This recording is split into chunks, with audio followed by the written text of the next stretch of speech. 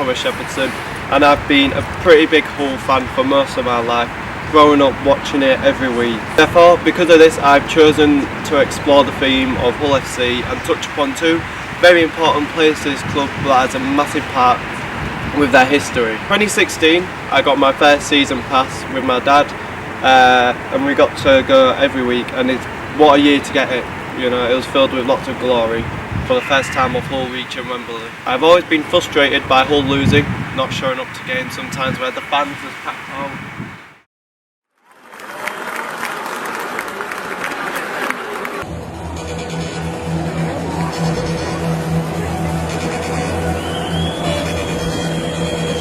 And then the team comes and has a really poor performance, so it's not nice, and it changes your mood for the weekend. My initial feelings of this subject for me, they're very good, as I've made a lot of really good memories, met new people. I've enjoyed the time at the KCOM, and I can't wait to go to more seasons and more games. Life experiences have taught me they can never be 100% sure on what to expect when you come here. You might come here facing a poor team and we'll get beat, or we could smash it. It's always 50-50 with this club, what's annoying sometimes, but it keeps the thrill going. Secondary research analysis has led me to change my views on how I see players prepare for a big game. Because of this, I've realised the amount of pressure that these players tend to go through on each game, being paid a lot of amount of money for people to come and watch the club every week. The players have so much pressure upon them to perform well and perform to the standards that the club has set for them. My initial conversations with my friends and family and peers have taught me that it is a very loved club in Hull, especially. It's local to West Hull. A lot of people support this club and watch it every week. In discussions with my production team, I've come to the realisation that they're not big rugby fans, so it's going to be challenging for me to film. Because that my production team are very educated on the subject, that gives me more motivation to tell you all about this club's rich history that we have here.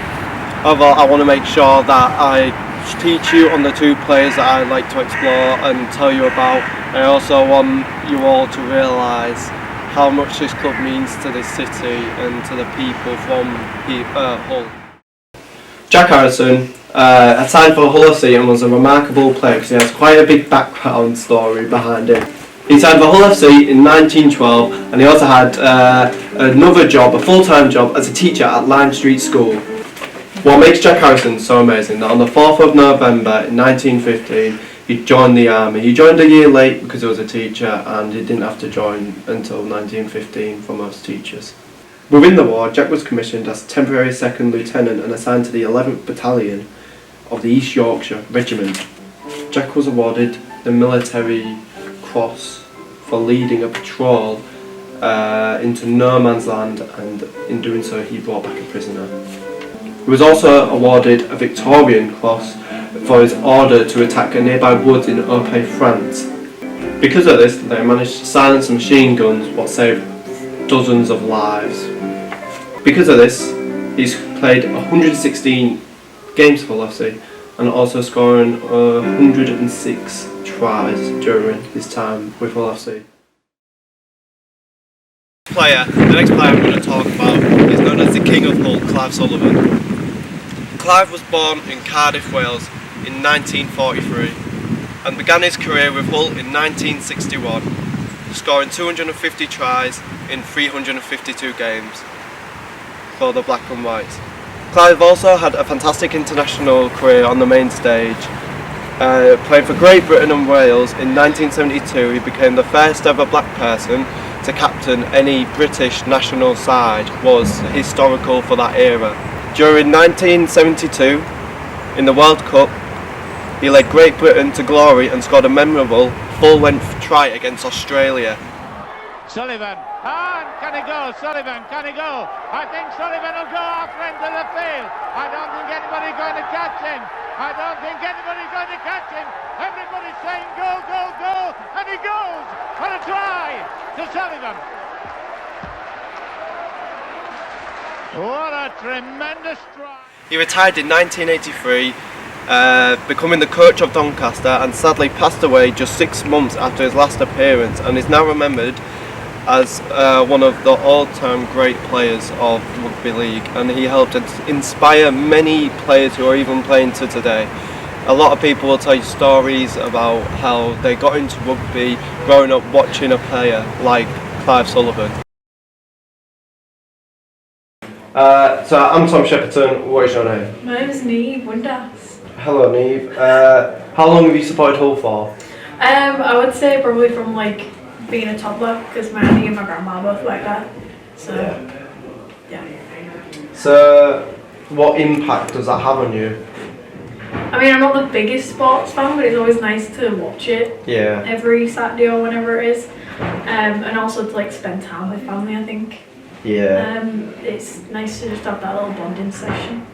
Thank you for your time. I'm Tom Shepherdson. What is your name? My name is Marrazza. Hello Zach. First of all, how long have you supported Hull for? I supported I supported Hull for my whole life really. Yeah. Ever since I say that probably the ages 11 to 12. Wasn't into sport that much when I was younger. Okay. And then I sort of got into it as I grew into that. More, yeah. Okay. So I was going to say about 11 to 12. That's it. All right. So from watching Hull for so long, what impact does that have? How much has it impacted you on your life? Massive impact. It is plays a big part in my life really. Yeah. Obviously, it's part of the weekend. You're always going there. It's something you look forward to. It's what you work hard for throughout the week for really. Yeah, I've always seen like it decides your mood for the week after, don't it? If you come from a heavy loss, you kind of be walking in Monday morning, but your head's down. Yeah. So the main theme of my documentary will be about Clive Sullivan and Jack Harrison. Are you aware of them players? Oh yeah. What can you tell me? What's your opinions on them? Obviously they're both great players. Firstly with Clive Sullivan, quite a historic player, being the first black person to obviously play. Yeah, captain any British side. Captain British side. I mean, he was a great player. Yeah, He's got some amazing tries. Yeah, especially his one against Australia. It's a great run. Yeah, obviously he's a brilliant player. And Jack Harrison, obviously, he's a PE teacher and a rugby player. He also went to war. Yeah. He won loads of medals. Unfortunately did die there, but he was a great man. Good service. Yeah. Wonderful player. Final question. Who's your favourite current player? Adam Swift, I'll probably say. Adam Swift. Yeah, he's fast, isn't he? Yeah, let's just see something in him. It's a bit of an unpopular opinion. Yeah, it was a bit meh for Saints recently, but he stepped up massively at Hull. Yeah, definitely, he's a great player. Yeah. So thank you for your time, Zach. Have a good day. You too. Hull have a great history with many highs. Chance there, Steele now. Steele's going to go. Oh, what a tackle. Oh, and Briscoe picked the ball up. Still going, it's Briscoe. Still going, it's the young man. He's going to go. Let's see, Dobson's chasing him. Briscoe still going. He's still going. Unbelievable. Oh, the man's there. What a try. And many lows. The kick forward. Who is it? Bryson Goodwin. 4-5. Bryson Goodwin makes it 5 tries. So we'll start with Anthony Bradley and a group of ex-public school boys formed Hull Football Club in 1865. The first bit of glory nearly came in 1877 as Hull were favourites to win the Challenge Cup but lost in the semi-final to York. Hull had a move of location and moved in 1895 to the Boulevard. Hull eventually found their Challenge Cup win in 1914, beating Wakefield at Halifax Hall, and in 1936 the famous Old Faithful was sung in the Threepenny Stand at the Boulevard by Hull fans in tribute to their favourite Joe Oliver.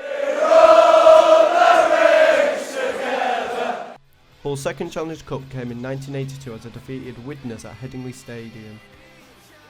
Hull would have to wait 23 years for their next bit of silverware, because in 2005 Hull beat Leeds Rhinos 25-24 with a late try from Paul Cook. Richard Hall swings it back to the left. The stage it out here. Cook's going through. He's underneath the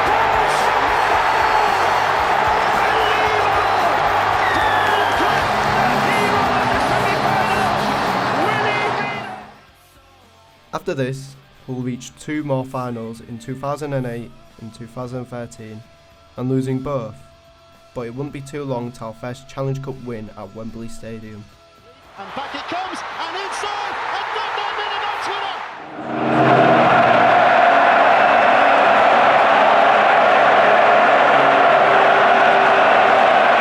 The year is 2016 and Hull FC play the Warrington Wolves in the Challenge Cup final, with both squads looking to add more glory to their trophy cabinet.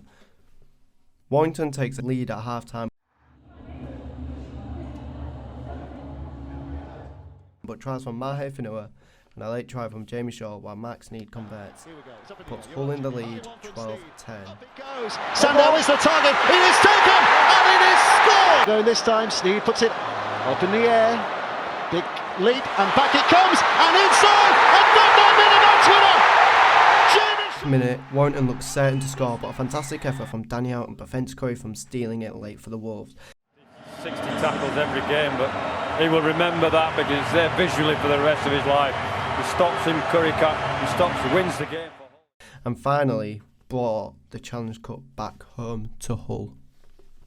Have to rewrite the song. Old Faithful, they have won at Wembley.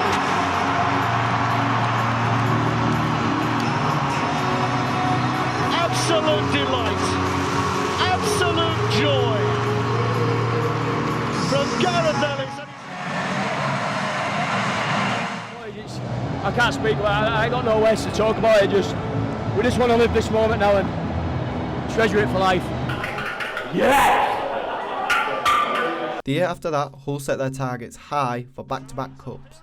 They played a strong Leeds Rhinos and tries from Albert Kelly, Carlos Tomarave, Chris Green, Liam Watts, James Shaw, Scott Taylor and a drop goal for Max Sneed saw Hull beating Leeds 43-24 and sending them back to Wembley for the second time in their second year.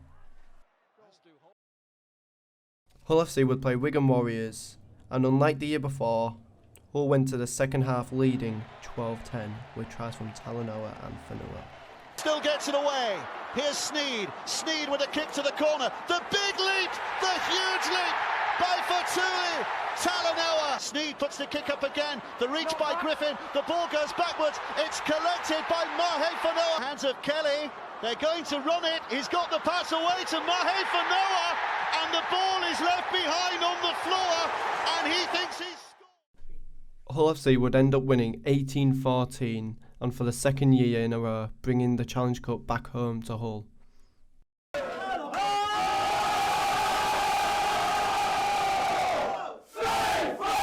Break and cut. Ooh, ooh.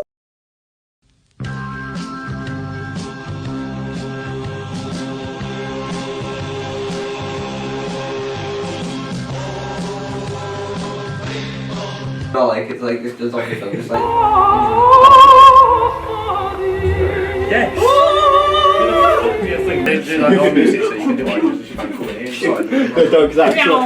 That's quite realistic.